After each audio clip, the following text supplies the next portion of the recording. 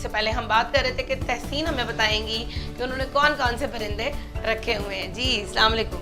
वालेकुम सलाम। कैसी हैं आप? जी अल्हम्दुलिल्लाह, अल्लाह का शुक्र, ठीक ठाक। तो माशाल्लाह आप दोनों मियाँ बीवी जो हैं वो मिलकर इतने सारे परिंदे रखे हुए हैं और इनकी चहचहाहट हमें सुनाई दे रही है। तो मुझे ये बताएं कि कहाँ से ये शौक पैदा हुआ आप? जी ये शौक मेरे हस्बैंड को ही हुआ था। ये अपने फ्रेंड की तरफ गए थे तो देख के आए थे, तो इन्होंने मेरे से शेयर किया, तो मैंने कहा क्यों नहीं लाए। मुझे अपने घर से मिट्ठू पाला हुआ था मैंने। अच्छा। मुझे शौक था मिट्ठू का, तो वो उसकी जब शादी हुई है मेरी तो वो घर वालों ने केयर नहीं की तो उसकी डेथ हो गई थी।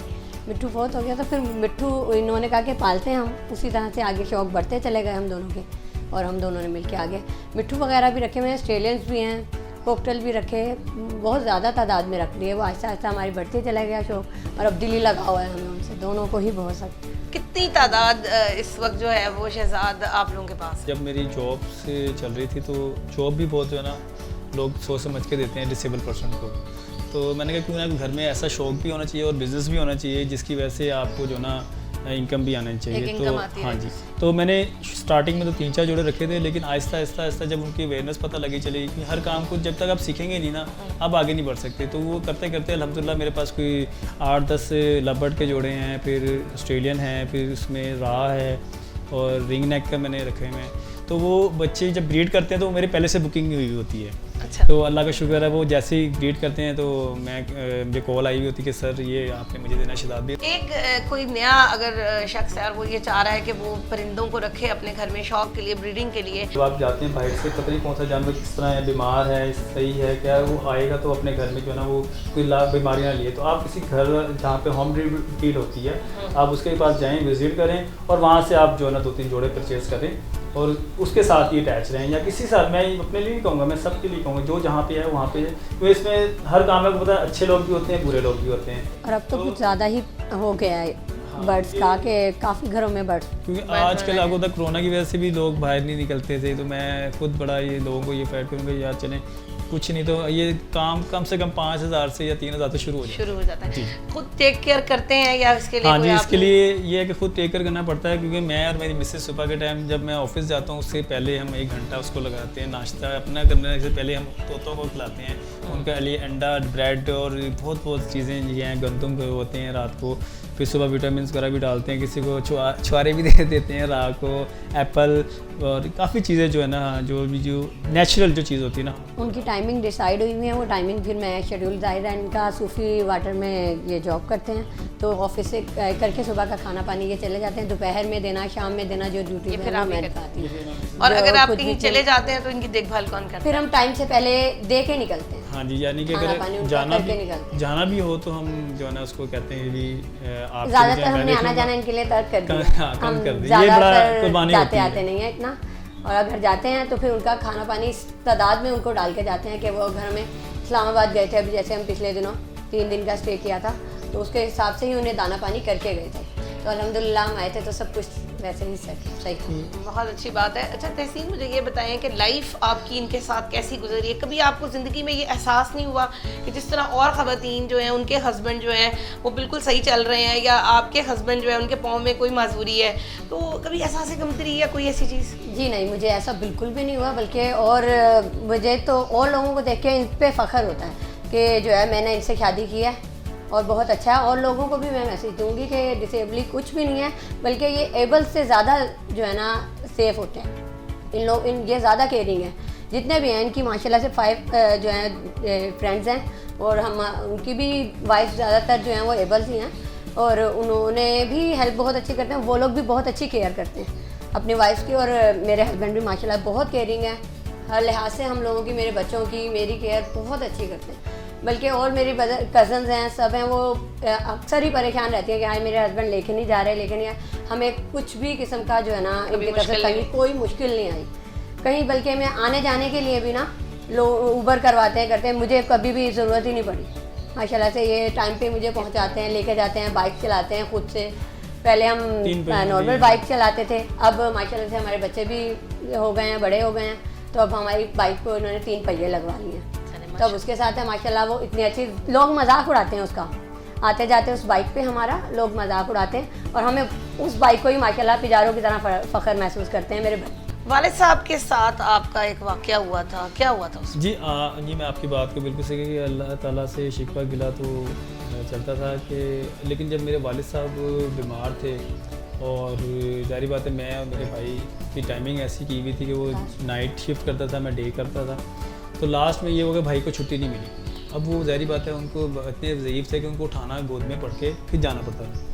तो मैं तब अबू को ले गया अपनी 3 व्हील बाइक्स पे सर्विस हॉस्पिटल, वहाँ पे मैं जाके मैंने कहा कि वालिद साहब को ये बीमार हैं, ज़रा उनको उठा के ले जाएं। तो कहते हैं आप गोदी में उठा लें, तो उठा के मेरे पास लिए। उस वक्त मुझे बड़ा दिल को चुभी बात, मैं कहा या अल्लाह अगर मैं यानी कि ठीक होता तो मैं अपने बाप को उठा लेता, लेकिन ऐसा नहीं हुआ। मुझे डॉक्टर ने भी जब ये कहा कि आप उठा के लें, मैंने कहा जी मैं डिसेबल पर्सन हूँ। तो कहते हैं आप फिर आप ले आए क्यों हैं, आप किसी और को ले आते। तो वो बात में अभी तक मेरे दिल में है। लेकिन जाना तो सब नहीं है, मरना तो सब नहीं, लेकिन इंसानियत कहीं ना कहीं होनी चाहिए। डॉक्टर हैं, वालिद साहब ने हिम्मत दिखाई थी उस आखिरी वक्त में भी, उनके वालिद साहब ने हिम्मत दिखाई। उन्होंने कहा कि ताकि इन्हें फीलिंग ना हो, महसूस ना हो, वो हमेशा यही रखते थे कि इसे कुछ महसूस ना हो कि ये डिसेबल है। और उन्होंने ही ज़्यादातर इनकी हिम्मत बढ़ाई कि तू डिसेबल नहीं है, तू कर सकता है। इन्होंने जो शौक कहा ना कि अब्बू मैंने ये करना है, उन्होंने कहा कर। क्या कहना चाहेंगे ऐसे लोगों के बारे में? आपके तो चैनल के थ्रू ये कहना चाहूँगा कि देखिए वक्त तो सब पे ही आता है, कोई बात नहीं। इंसान को थोड़ी सी इंसानियत में रह के, ज़्यादातर डॉक्टर हज़रात तो बहुत अच्छी लाइफ गुजारते हैं, फ्रेंड के होते हैं, उनको चाहिए कि ऐसे लोगों के फुल सपोर्ट करें। चलें अगर आप खुद नहीं उठा सकते, आप किसी अटेंडेंस को कह दें कि भाई चलें इनके साथ ये मसला भाई इनको उठा के लिया, खुद चल के आ जाए, कोई मसला नहीं। तो मैं यही कहना चाहूँगा कि आप प्लीज़ इस चीज़ को सोचें कि ऐसे कोई अगर अल्लाह ना करे कि ऐसा पेशेंट आ जाता है, वह तो आप डॉक्टर बहुत अच्छी सर्विस देते हैं, लेकिन उसके साथ ज़्यादा और अच्छी दी जाए। तो हुकूमत को भी मैं ये कहूँगा कि वो भी इस चीज़ के कोई ऐसा काउंटर बनाए कि जहाँ पे डिसेबल पर्सन को एक फुल तौर पे सपोर्ट किया जाए। तो इंशाल्लाह जहाँ भी होगा माशरा इसलिए अच्छा होगा कि जब तक हम अपने आप को नहीं चेंज करेंगे तो नहीं होगा।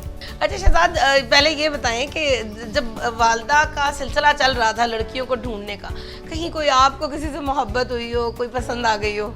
जी हाँ, ज़ाहिर बात है, इंसान तो ये इसका राइट बनता है, ये मोहब्बत होती नहीं है, खुद ही हो जाती है। नहीं आप किसी को ना कि ज़बरदस्ती किसी को आप कर लें। तो मुझे भी था, लेकिन मैं ये समझता था कि शायद मैं उसमें कामयाब हो जाऊँगा, क्योंकि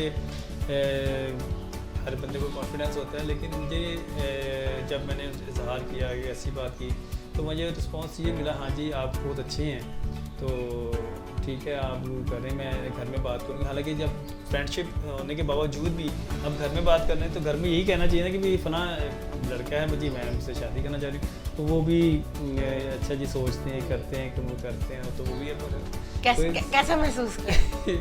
दिल तो बड़ा ही दुखा था कि शायद अगर मेरी टांग ठीक होती तो मैं नहीं तो ये कह रही होती कि जो जिससे मेरी सारे मोहब्बत बंदा करता है। लेकिन कोई बात नहीं, मिसेस को मेरा सारा पता है, मैं तो कोई बात छुपाता नहीं। कभी एहसास हुआ कि उसके साथ शादी नहीं हुई, इनके साथ हो गई, अब कभी अफसोस होता है कि नहीं बहुत अच्छी ज़िंदगी गुजार रहा हूँ या कुछ नहीं? देखिए वो तो जब आप इंसान कहीं एक रिश्ते में लगते हैं, तो तब आपको उसका खाली पिलाओ जो हम पकाते हैं ना दिमाग में, वो तो अच्छे ही पकता है। लेकिन जब प्रैक्टिकल लाइफ में आते हैं तो मेरी मिसेस बहुत अच्छी हैं, अल्लाह ताला इसको सेहत में अल्हम्दुलिल्लाह। ऐसा ही है कि इनको कभी भी उस बारे में ख्याल नहीं आया। जब शादी इनकी नहीं हुई थी तो मैं इनकी खाला की ही बेटी हूँ, तो आती थी जाती थी, तो पता होता था कि किस तरह रिश्ता हुआ, किस तरह इनकारी हुई। जब उनसे प्यार इजहार मोहब्बत वगैरह सब कुछ हुआ था, जब शादी पे आई बात उस लड़की से तो तब इनकारी हुई थी। तो तब मायूसी जो खाला की थी ना, वो देखते हुए जो है खाला ने हमारी तरफ ही कहा। खालू मेरे वालिद साहब जो थे वो खालू के बेस्ट फ्रेंड थे, बचपन के दोस्त थे, तो उनके थ्रू जो है ना मेरा रिश्ता हुआ। खालू ने कहा कि क्यों ना हम इससे करें, तो मैंने बिल्कुल भी इनकार नहीं किया। मैंने शुरू से देखा हुआ था इन्हें, अल्लाह का शुक्र था जी। तो उसके बाद से अब इन्हें एहसास होता था कि अब कभी भी लाइफ में अभी तक माशाल्लाह 14 साल हो गए हमारी शादी को, अभी तक उन्होंने उस प्यार का जिक्र नहीं करते। और ये ज़रूर कहते हैं कि अल्लाह का शुक्र ही है उधर नहीं हुई और इधर हुई। यार लव मैरिज होनी चाहिए, लेकिन हमारी जो है माशाल्लाह दुनिया कहती है कि लव मैरिज हुई है शादी माशाल्लाह। अच्छा मुझे ये बताएं शादी की तकरीबात कैसी थी? जी माशाल्लाह शादी की तकरीबात भी ये भी घर के पहले थे शादी के लिए, और हर दिल अजीज़ थे। और मैं भी जो हूँ लाडली थी घर की बहुत ज़्यादा, मैं भी घर की सबसे बड़ी थी, तो बहुत ज़्यादा इन्जॉयमेंट हुआ हमारी शादी में। और अभी तक दुनिया ये कहती है, हमारे जितने भी रिश्तेदार हैं वो यही कहते हैं कि सबसे ज़्यादा शादी हमारी ही इन्जॉयमेंट वाली हुई है। तो सारे हर रिश्तेदारों को- फंक्शन हुआ है मेरे यहाँ, चौथी क्या, मंगनी माइयों, मेहंदी, अच्छा। वलीमा, बारात, हर सब। फंक्शन जो है, नाश्ते का एहतमाम वो इतना अच्छा हुआ था, घर वालों से आके जो लेके आते हैं नाश्ता, उसका खीर खिलाई की रस्म, हर रस्म हुई थी। और कज़न्स की बल्कि शादी हुई है तो उनमें काफ़ी हुए हैं, बल्कि मेरे देवर की शादी हुई उसमें नहीं हो सका कोई भी इतना ज़्यादा फंक्शन। पहला तोहफा आपको शहजाद ने क्या दिया था? उन्होंने मुझे रिंग दी थी, पहला तोहफा जो दिया था, और मुझे बहुत पसंद आई थी। अरे शादी के बाद कभी घूमने गए? जी, शादी के फौरी ही बाद अभी तक ये भी ऐसा हुआ है कि मेरी कज़न्स की जितनों की शादी हुई कोई भी घूमने नहीं गया, और वो शादी के हम चौथे पाँचवें दिन भी नहीं हुआ था, और हम मरी गए थे माशाल्लाह से।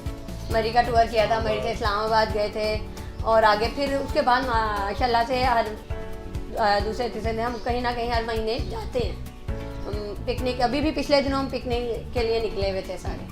बहुत शुक्रिया शहजाद और तहसीन आपका। जी तो नाजरीन, जैसा कि आपने देखा कि खुश खुर्रम और मुतमईन ज़िंदगी की मिसाल तहसीन और परिंदों की तरह चहचहाते हुए शहजाद सलीम, जो कि ये हमें एहसास दिलाते हैं कि हमें एहसास कमतरी का शिकार नहीं होना चाहिए और डिसेबल लोगों को एबल समझना चाहिए। मुझे उम्मीद है कि ये प्रोग्राम आपको बहुत पसंद आया होगा। हमें अपनी राय से ज़रूर आगाह कीजिएगा। चमकते सितारे के साथ अपनी होस्ट आमना उस्मान को इजाज़त दीजिए। अल्लाह हाफ़िज़।